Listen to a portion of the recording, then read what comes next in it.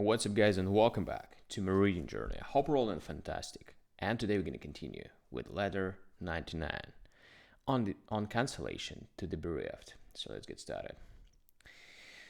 I enclose a copy of the letter which I wrote to Marulus at the time when he had lost his little son and was reported to be rather womanish in his grief. A letter in which I have not observed the usual form of condolence, for I did not believe that he should be handled gently, since, in my opinion, he deserved criticism rather than consolation. When a man is stricken and is finding it most difficult to endure a grievous wound, one must humor him for a while, let him satisfy his grief, or at any rate work off the first shock. But those who have assumed an indulgence in grief should be rebuked forthwith, and should learn that there are certain follies even in tears. Is it solace that you look for? Let me give you a scolding instead. You're like a woman in the way you take your son's death. What would you do if you had lost an intimate friend, a son, a little child of unknown promise is dead? A fragment of time has been lost.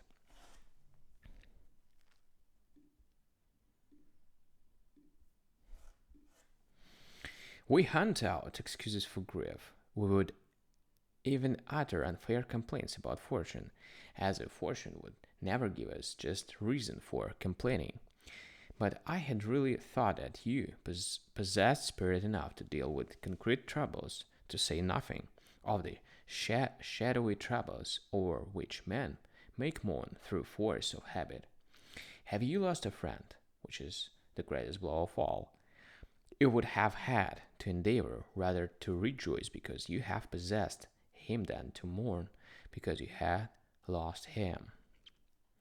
But many men fail to count up how many-fold their gains have been, how great their rejoicings. Grief, like yours, has this among other evils. It is not only useless, but thankless. Has it then all been for nothing that you have had such a friend, during so many years, amid such close associations, after such intimate communion of personal interest, has nothing been accomplished? Do you bury friendship along with a friend? And why lament having lost him, if it be of no avail to have possessed him? Believe me, a great part of those we have loved, though chance has removed their persons, still abides with us. The past is ours, and there is nothing more secure for us than that which has been.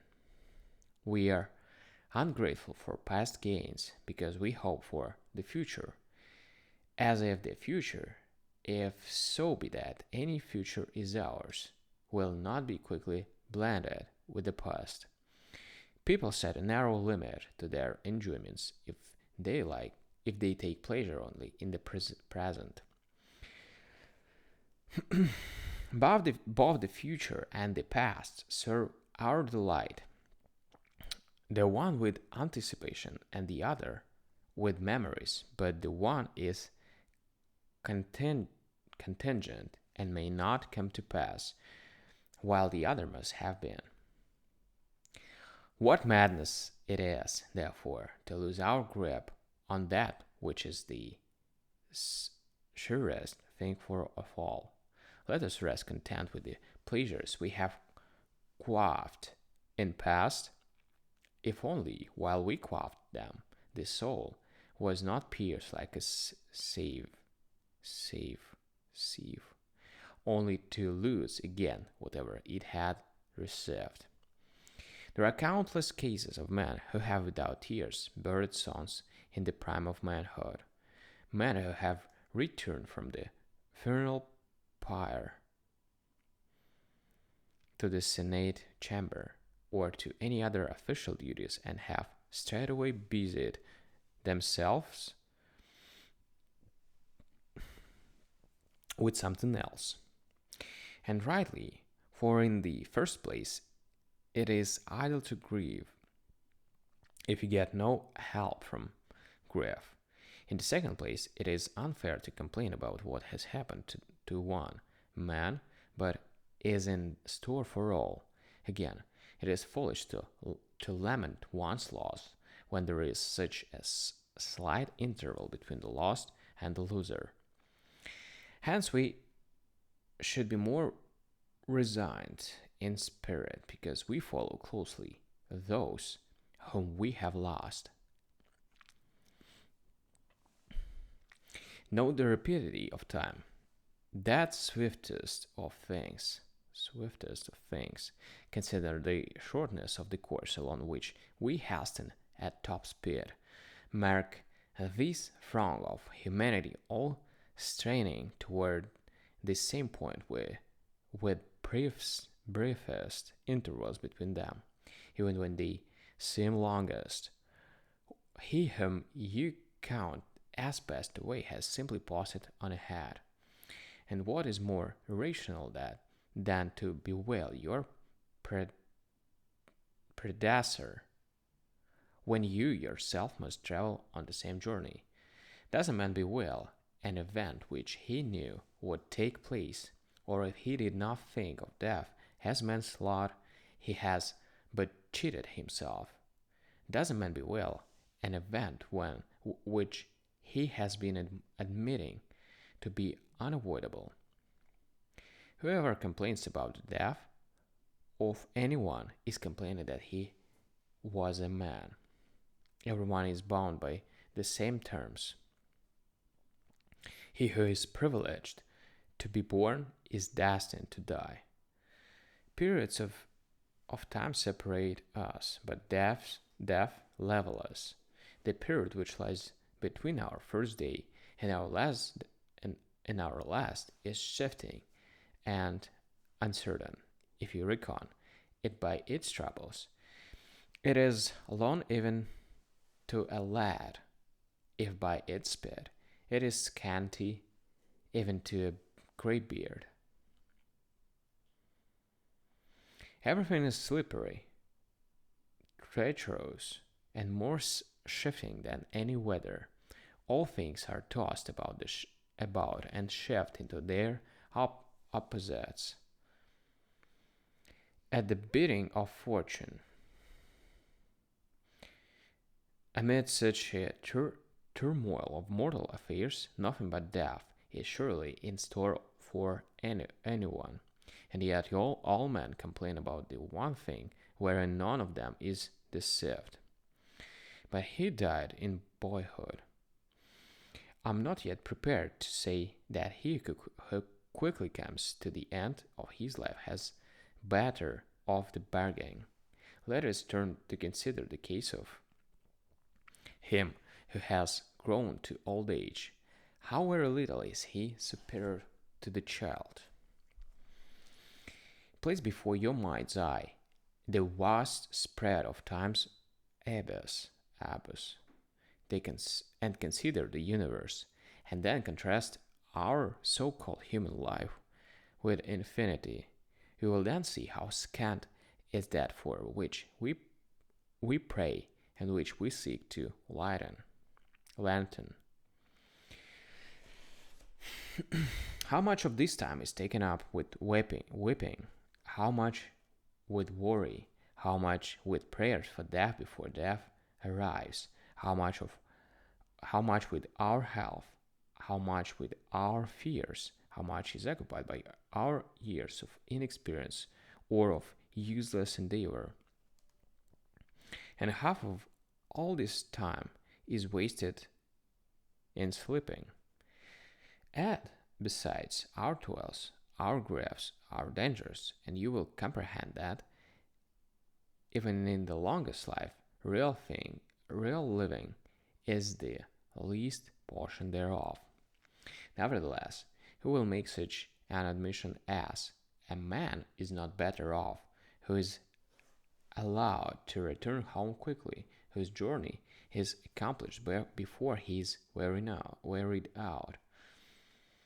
Life is neither a good nor an evil. It is simply the place where a good and evil exist. Hence, this little boy has lost nothing except a hazard, where loss was more assured than gain. He might have turned out temperate and prudent. He might, with your fostering care, have been molded to a better standard. But, and this fear is more reasonable, he might have become just like the many. Note the youth of the noblest lineage, whose extravagance has flung them into the arena. Note those men who cater to the passions of themselves and others in mutual lust, whose days never pass without drunkenness or some signal act of shame. It will thus be clear to you that there was more to fear than to hope for. For this reason, you ought not to invite excuses for grief or aggravate slight burdens by getting indignant. I'm not exhorting you to make an effort and rise to great heights. For my opinion of you is not so low as to make me think that it is necessary for you to summon every bit of your virtue to face this trouble.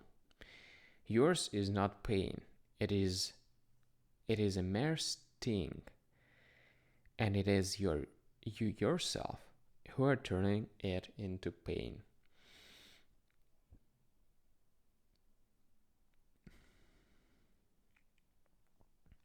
Of a surety, philosophy has done you much service if you can bear courageously the loss of a boy who was as yet better known to his nurse than to his father. And what then? Now, at this time, I am advising you to be hard-hearted, desiring you to keep your countenance unmoved at the very funeral ceremony, and not allowing your soul even to feel the punch of pain. By no means. That would mean lack of feeling rather than virtue. To behold the burial ceremonies of those near and dear to you with the same expression as you beheld their living forms, and to show no emotion over the first bereavement in your family. But suppose that I forbade you to show emotion. There are certain feelings which claim their own rights. Tears fall, no matter how we try to check them, and by being shed, they ease the soul. What then shall we do? Let us allow them to fall, but let us not command them do so. Let us, according as emotion floods our eyes, but not as mere imitation shall demand. Let us indeed, and nothing to natural grief nor argument it by following the example of others. The display of grief makes more demands than grief itself. How few men are sad in their own company. They are lament the louder for being heard. Persons who are reserved and silent when alone are stirred to new paroxysms of tears when they behold others near them. At such times they lay violent hands upon their own persons, though they might have done this more easily if no one were present to check them. At such times they pray for death. At such times they toss themselves from their couches.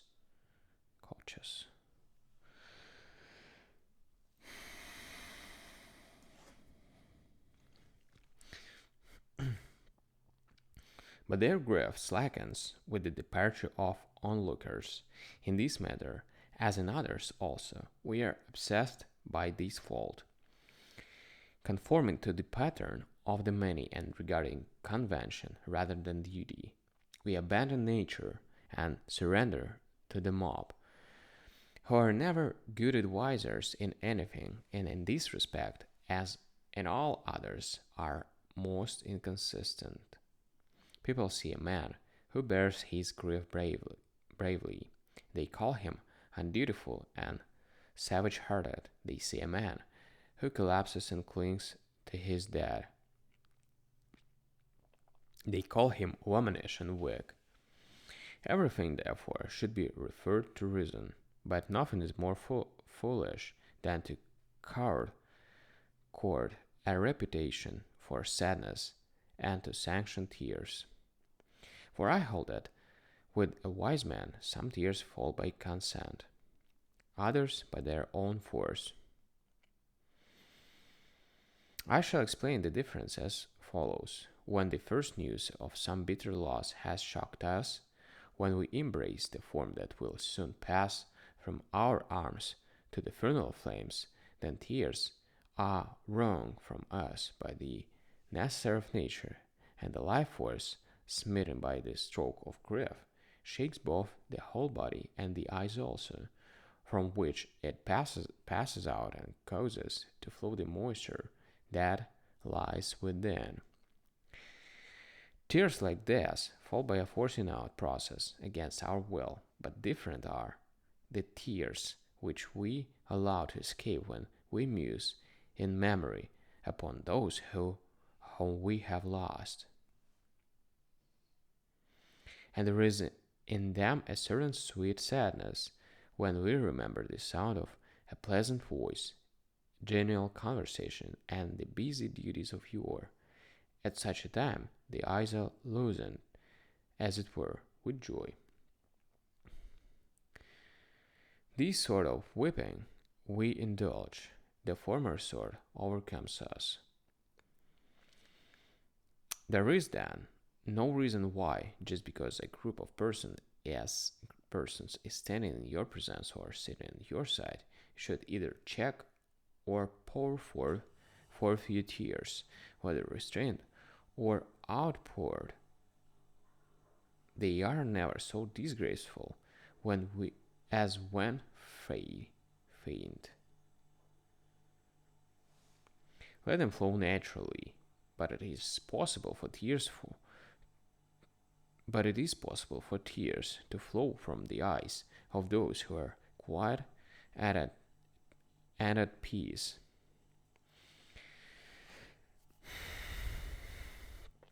They often flow without impairing the influence of the wise man, with such restraint that they show no want either of feeling or of self-respect.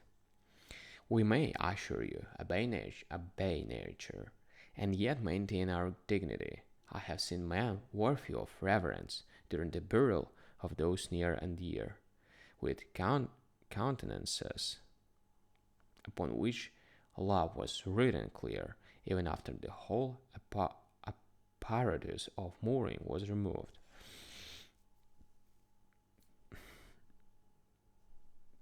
And who showed no other conduct than that which was allowed to genuine emotion. There is a comeliness even in grief. This should be cultivated by the wise man, even in tears, just as in other matters also there is a certain sufficiency. It is with the unwise that sorrows, like joys, gush over. Except in an unruffled spirit that which is inevitable. What can happen that is beyond belief? What can happen that is beyond belief? Or what that is new? Or what that is new? How many men at this very moment are making arrangements for funerals? How many are purchasing grave clothes? How many are mourning when you yourself have finished mourning. As often as you reflect that your boy has ceased to be, reflect also upon man who has no sure promise of anything, whom fortune does not inevitably escort to the, to the confines of old age, but lets him go at whatever point she sees fit. You may, however, speak often concerning the departed, and cherish the memory of the extent of your power. This memory will return to you all the more often if you welcome its coming without bitterness. For no man enjoys converse with one who is sorrowful, much less with sorrow itself, and whatever words, jests of his, no matter how much of a child he was, may have given you pleasure to hear. These I would have you recall again and again. Assure yourself confidently that he might have fulfilled the hopes which you, his father, had entertained. Indeed, to forget the beloved dead, to bury their memory along with their bodies, to bewail them bountiful, bounteously, and afterwards think of them but scantily. This is the mark of a soul below that of man. For that is the way in which birds or beasts love their young. Their affection is quickly roused and almost reaches madness, but it cools away entirely when its object dies. This quality does not befit a man of sense. He should continue to remember, but should cease to mourn. And in no wise do I approve of the remark of Metrodorus, that there is a certain pleasure akin to sadness, and that one should give chase thereto at such times as these. I'm quoting the actual words of Metrodorus. I have no doubt that what you feeling with, well, I have no doubt what your feelings will be in these matters. What is baser than to chase after pleasure in the very midst of mourning, nay, rather by means of mourning, and even amid one's tears, to hunt out that which we will give pleasure. These are the men who accuse us of too great strictness, slandering our precepts because of supposed harshness, because, say they, we declare that grief should either not be given place in the soul at all, or else should be driven out forthwith. But which is the more incredible or inhuman, to feel no grief at the loss of one's friend, or to go a hawking after pleasure in the midst of grief. Hawking.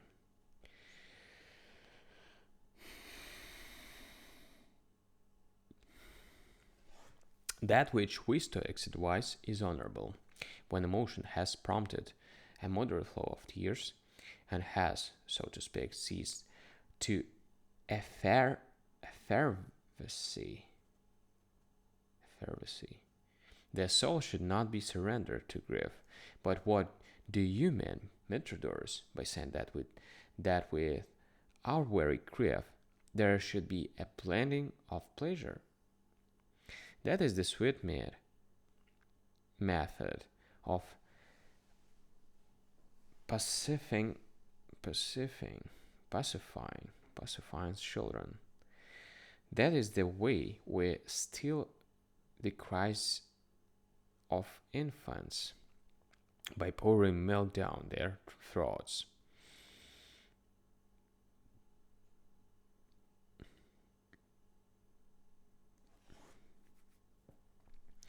Even at the moment when your son's body is on the pyre, or your friend breathing his last, will you not suffer your pleasure to cease, rather than tickle your very grief with pleasure, which is more honorable? To remove grief from your soul, or to admit pleasure even into the company of grief. Did I say admit? Nay, I mean chase after, and from the hands too of grief itself. Metrodorus says, there is a certain pleasure which is related to sadness. We Stoics may say that, but you may not. The only good which you recognize is pleasure, and the only evil pain. And what relationship can there be between a good and an evil? But suppose that such a relationship does not exist. Now, of all times, is it to be rooted out? Shall we examine grief also, and see with what elements of delight and pleasure it is surrounded? Certain remedies which are beneficial for some parts of the body cannot be applied to other parts, because these are, in a way, revolting and unfit. And that which in certain cases would work to a good purpose without any loss to one's self-respect may become unseemly because of the situation of the wound. Are you not, similarly, ashamed to cure sorrow by pleasure? No, this sore spot must be treated in a more drastic way. This is what you should preferably advise, that no sensation of evil can reach one who is dead. For if it can reach him, he is not dead. And I say that nothing can hurt him who is as not. For if a man can be hurt, he is alive. Do you think him to be badly off because he is no more, or because he still exists as somebody? And yet no torment can come to him from the fact that he is no more, what feeling can belong to one who does not exist, nor from the fact that he exists, for he has escaped the greatest disadvantage that death has in it, namely non-existence. Let us say this also to him who mourns and misses the untimely dead, that all of us, whether young or old, live in comparison with eternity, or the same level, as regards our shortness of life. For out of all time, there comes to us less than what any could call least, since least is at any rate some part. But this life of ours is next to nothing, and yet, fools that we are, we marshal it in the broad array. We marshal it in broad array. These words I have written to you, not with the idea that you should expect a cure from me at such a late date, for it is clear to me that you have told yourself everything that you will read in my letter, but with the idea that I should rebuke you, even for this slight delay, during which you lapsed from your true self, and should encourage you for the future to rouse your spirit against fortune, and to be on the watch for all her missiles, not as if they might possibly come, but as if they were bound to come. Farewell. Alright guys, so thank you for joining me today on this video and see you tomorrow in the next one. Bye.